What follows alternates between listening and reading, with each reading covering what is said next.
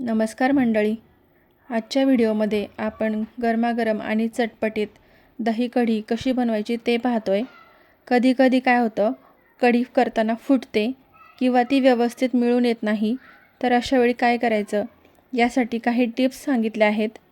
चला तर मग रेसिपीला सुरुवात करूया. सगळ्यात आधी आपण कढी बनवण्यासाठी लागणारं साहित्य पाहूया.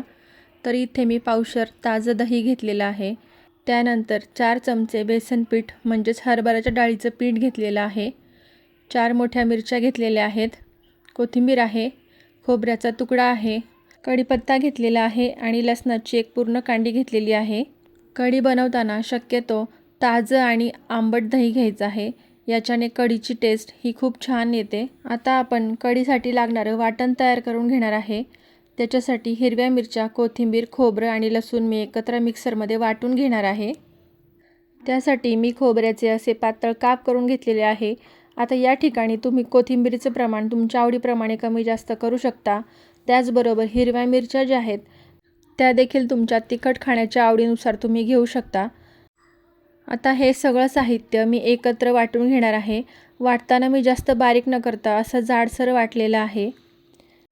यानंतर आपण हे वाटण आता परतून घेऊया. तर त्यासाठी मी गॅसवरती एक पातेलं ठेवलेलं आहे आणि त्याच्यामध्ये 2 पळी तेल घेणार आहे.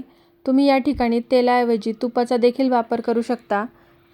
या ठिकाणी तेल चांगलं गरम झालं की त्याच्यामध्ये मोहरी आणि जिरी, त्यानंतर कढीपत्ता टाकून घ्यायचा आहे.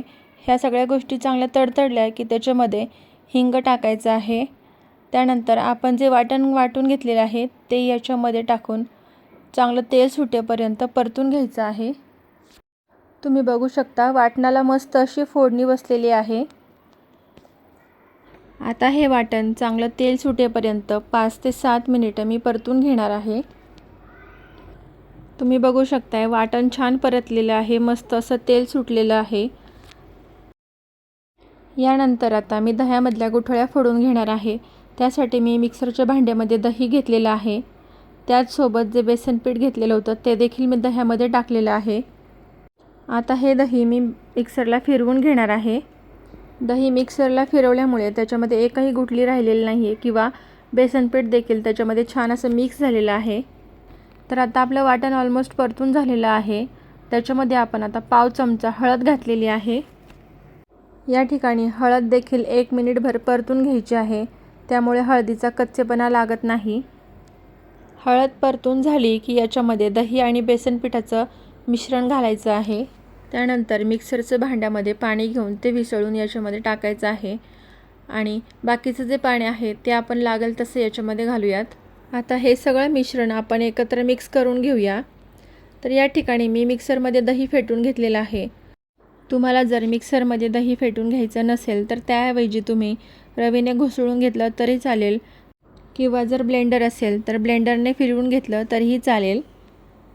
आता आपण याच्यामध्ये गरजेनुसार पाणी घालून घेऊयात. तर कढी तुम्हाला किती घट्ट किंवा पातळ हवी आहे त्यानुसार तुम्ही याच्यामध्ये पाणी घालायचं आहे. त्यानंतर कढी फुटण्यासाठी 2 कारणं असतात. एक तर म्हणजे लगेच मीठ घातलं तर कढी फुटू शकते आणि दुसरी गोष्ट म्हणजे कढीला सुरुवातीला हाय फ्लेमवर उकळू घ्यायचं नाही आहे. तुम्ही बघू शकताय आपण कढी लो फ्लेमवरती 5 मिनिटं ठेवली होती. आता याला उकळी यायला सुरुवात झालेली आहे. यावेळी याच्यामध्ये मीठ टाकायचं आहे. तुम्हाला आवडत असेल तर याच्यामध्ये तुम्ही थोडीशी साखर देखील टाकू शकता किंवा गूळ टाकला तरीही चालेल. बारीक गॅसवरती कढी शिजवून घेतली की त्याच्यामध्ये आपण टाकलेलं जे बेसन पीठ आहे ते देखील चांगलं शिजलं जातं. आता याच्यावरती गार्निशिंगसाठी थोडीशी बारीक चिरलेली कोथिंबीर टाकून घेऊ.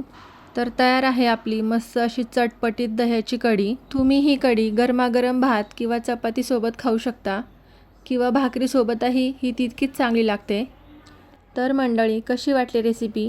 आवडली असेल तर लाईक आणि शेअर नक्की करा आणि चॅनलवर नवीन असाल तर सबस्क्राईब करायला विसरू नका. धन्यवाद.